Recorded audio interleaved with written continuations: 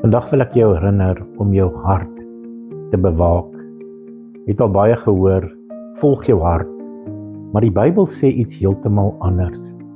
Spreuke 4:23 sê, bewaak jou hart meer as alles wat bewaar moet word. Luister nou mooi, want daaruit is die oorspronge van die lewe. Jou hart is kragtig, maar dit kan bedrieglik wees. Om dit op sy eie te los, kan jou na verkeerde paaie en keuses toelei.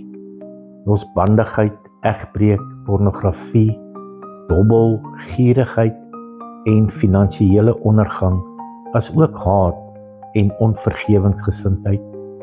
Jesus het in die gelykenis van die twee bouers gesê in Matteus 7 van vers 24, die huis op die sand val in die storms, maar die persoon wat die huis op die rots gebou het, daai huis bly staan en dit is vas en veilig.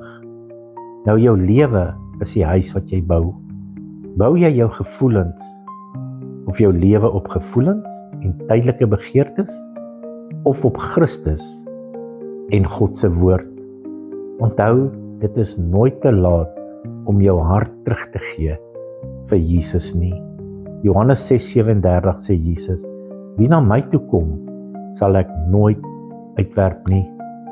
Laat God jou hart beskerm, jou lewe bou op die rots en jou begeertes aan sy waarheid onderwerp. Jesus, ek gee vandag my lewe vir U en nooi U om my lewe om in te kom en my te help om 'n lewe te bou wat vir ewig rotsvas gaan staan.